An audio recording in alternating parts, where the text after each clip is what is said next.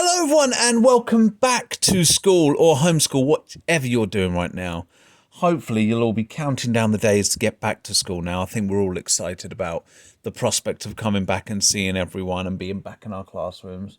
And fingers crossed it won't be long until we can actually do these assemblies live face to face. I love those, all sitting in the hall and reading a story to everyone. So, today's story is actually one that is very personal to me.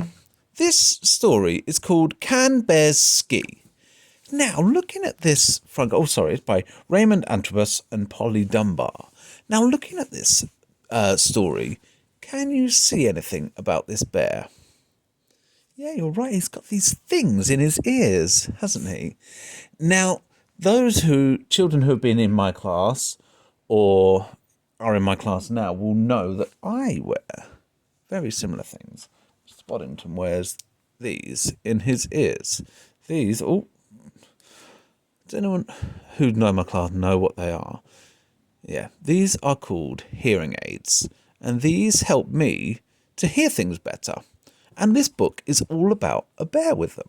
So I just thought, because when I was in the year one bubble before half term, someone saw them in my ears and didn't know what they were. So I thought I'd just show you what they are first. So these help me to hear. This bit goes into my ear, and then we've got this long bit, and here we have this little hole. Can you see this little hole?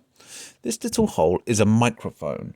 And this microphone collects all the sounds from everywhere and it picks them up. And because Mr. Boddington's ears don't work as well as they should do, what it does, the sound goes in here, and in here it makes it louder. And then it makes the sound go and into my ears so that I can hear things a lot better than I can without them. Here I've got it's like a remote control. I can turn the sound up or down. That's very useful. If it's too noisy, I can turn it right down.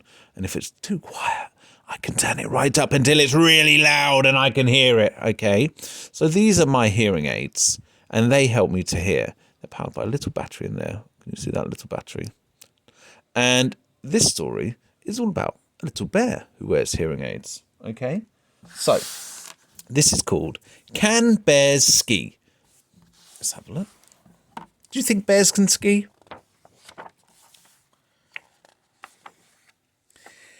Dad Bear has a hard time waking me up in the morning. 1, the radiator shakes. 2, the bed rumbles like a large empty tummy. 3, the windows by the bed tremble. 4, Dad Bear takes one heavy step forward. The ceiling cracks. 5. My eyes snap awake. I explode out of bed. My feet hit the ground. I'm up. I put on my sky blue socks and my orange trousers and my yellow jumper. I like my colours loud. It's been snowing. Everything feels still. No rumbling. No trembling. It's like everything is breathing quietly. Then I feel Dad's voice. 1, banisters shake. 2, pictures wobble.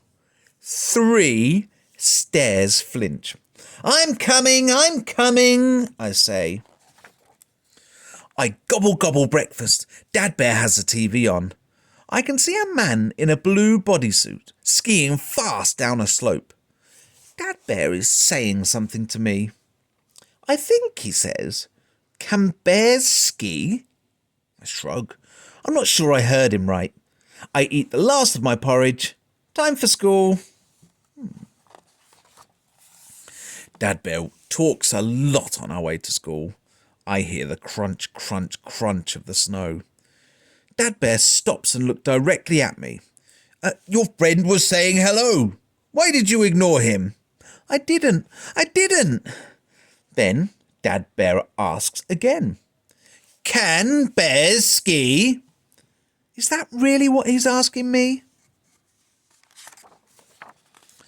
Teacher Bear approaches Dad Bear. I can only hear little pieces of what they're saying. Have to sit. Front of class. Teacher Bear stamps on the ground. I feel the ground shake, so I look up. He's saying something to me, but I can't work out. Well, I wonder whether it's Can Bears ski. David Bear sits next to me at lunch. He's talking a lot. Suddenly, laughter bursts out everywhere. I don't know what everyone's laughing at. He asks me questions. Can bears ski? I don't know. Shh. One day, Dad Bear picks me up early. We're going to meet someone with a name I can't say. She writes her name like this. Audiologist. It's a really hard word to say. She puts headphones on my head. She wants me to put a block on the table every time I hear a sound. Then she shows us something called an audiogram. It's also a hard word to say. On the audiogram, my results are the shape of a ski slope. I imagine myself skiing down it. The audiologist asks, Can bears ski? After a week and a few more tests, I start hearing therapy and lip reading classes too. The audiologist gives me plastic ears called hearing aids. They feel uncomfortable at first. Everything sounds like robots. The audiologist asks, Can you hear me? Whoa! Is life this loud? Sometimes I get tired and sound stops making sense, no matter how loud it is. Sometimes I take my hearing aids out and I lose them. Guess I'm not that used to them yet. Can bears ski?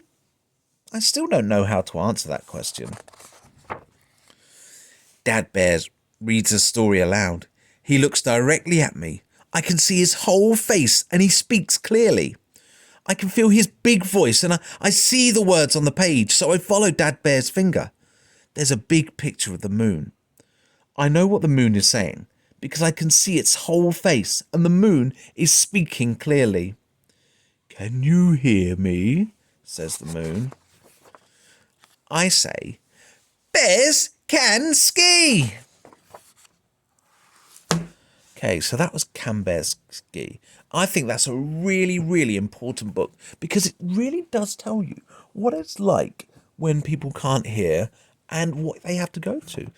I remember when I first found out I couldn't hear things very well, I had to go to an audiologist, and instead of putting blocks down, I had to press a button every time I heard the sound. And then I got my hearing aids when I was, I think I was 15. But Mr. Boddington didn't want to wear them. I thought they were strange and I hated wearing them. So it wasn't until I started teaching in year 1, 3 years ago, that I actually started wearing them all the time. And now I wear them all day, every day. And it really does help me. It helps me to hear a lot better and hear all the things that you say. Okay? So I hope you enjoyed that story. And I shall see you next week for another story. Goodbye.